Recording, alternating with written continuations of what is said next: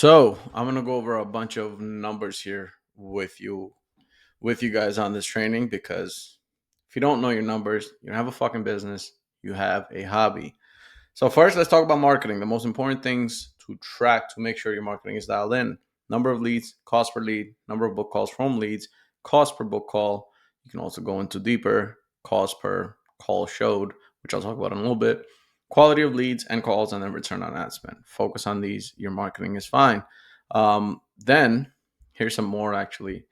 Let me move this over here under ad spend. All right. Ad spend metrics. We're focused on how much you spent on ads last month. What was the front end cash return on ad spend? So if you have 100K contracted revenue, but you collected 50K and you spend 10K on ads, your front end cash ROAS is 5x, not 10x. Your 10x is your revenue ROAS, and then total cash collected ROAS. Okay. So one thing I want to, before I go into cost per book call and client acquisition cost, I do want to focus on the metrics you should be tracking for every business, regardless of your business, especially in the online high ticket space. If you're tracking all these, you can almost figure out in 30 minutes to 60 minutes where your bottleneck is. If you're tracking, let me see if I can get this fully on the screen here. That's perfect. So if you're tracking the number of book calls, your ad spend, how many live calls you're having, daily, weekly, monthly, your show rate on those calls, the amount of offers that are being made to those calls, and your offer rate, closes, and your closing rate, your total revenue, total front end cash collected, front end cash ROAS, and your revenue ROAS. Have all these in line. I can help you find your bottleneck. I'd say within an hour, within one meeting. Okay, like if you're not having enough book calls, maybe increase the ad spend or check your marketing quality, your lead quality, or maybe change the marketing channel. Not enough live calls, maybe it's a booking call issue, maybe it's a setter issue. Not enough show rate issue. Talk to the setters, talk to the closers. Is there confirmation being done, reminder and confirmation sequence? Offers being made, not enough offers being made. If it's less than 80%, your closers are too afraid to make an offer unless they know they're getting a yes. Closing rate, if it's not high enough. Sales is shit, right? Total revenue, front end cash. Sometimes closers just want to give away payment plans without the prospect even asking. So maybe do some call reviews there. Your front end cash should be high. If it's below 50 to 55%, you have an issue. Same thing with revenue ROAS. If it's below 3 to 4x, 3 to 5x, actually, revenue wise, there's an issue. Front end cash ROAS, minimum worst case scenario should be 2x. If it's not that, you have an issue. Again, there's a lot of moving variables here, but you can usually relatively easily see where the issue is. So let's get into cost per book call first and foremost. So let's say you get, let me move myself here. Let's say you get 100 leads, right? Let's say you spent $1,000 on ads, you got 100 leads. Great marketing job if you're getting this, because this is what we're averaging right now, $10 a lead. 20% lead to book.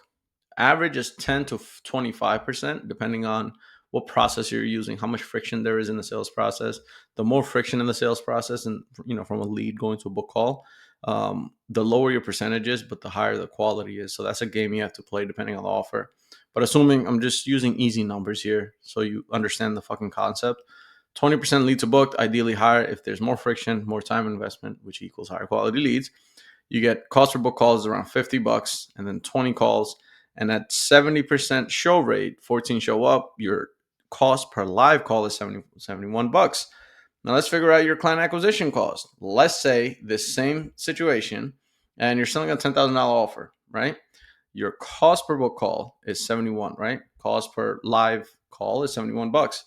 25% closing rate out of the 14 calls, let's say 3.5. This is also assuming 100% of the people getting the offer to, which is not the case. Usually it's about 80 to 90%. You're always going to have people that don't qualify what you have to sell, right? So let's say 3, just easy numbers sake. I do understand the other variables involved, but for easy numbers sake, let's say 3. Let's say you get $30,000 in total revenue. You're not factoring in, obviously, front end cash collected. Remember, 50 to 55%. Your cost per acquisition, as far as marketing goes, is $333. Remember, you spent $1,000 on marketing and you close 3 deals. Every time you spend $333 on marketing, you'll get a deal. This is not counting in the other stuff, right? Not including of Sales rep commissions, which again, 15%, 10% closer, 5% setter, 4,500 total out of the 30,000. Your total client acquisition cost, not inclusive of fulfillment, is 5,000 for 3 people. Divided by 3 is just under 1,700. Meaning, you put this amount of money into the market every time, you'll get $10,000 back, which is a pretty good return. It's about a little bit over a 5x return. Okay, and this is how you break down your numbers. If you're doing this, who will not put in $1,600 or $1,700 knowing they're going to get 10,000 back, right? And it's all just a numbers game, and I don't know why anyone is struggling with this, but that's all there is to it. Now, when it comes to, get out of here, some of the KPIs you should be tracking as far as what KPIs to be hitting. Let me book this down. Leads to book appointment should be 10 to 20%. I actually hired 25%, but I'm going to keep 10 to 20% here just so I don't hear people about, oh, 25 is crazy. It's not crazy. It's realistic. We do it in some offers, not all. Booked appointment to appointment showed 65% minimum, worst case scenario. Offers made should be 80%. Close rate should be 30%. Cash collected 50 to 60% or higher, ideally, right? And then when it comes to your outreach, you're looking at 100 minimum outreach per setter. 40 to 60 should be follow-ups on a daily basis from the outreach that happened yesterday.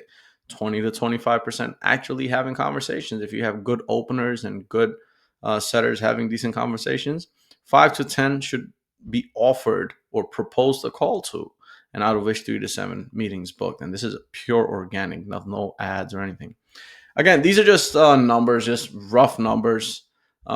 These change offer to offer based on what you're selling, who you're selling to, who your ICP is. But hopefully you guys got some sauce out of this one, and I'll see you on the next one. Peace.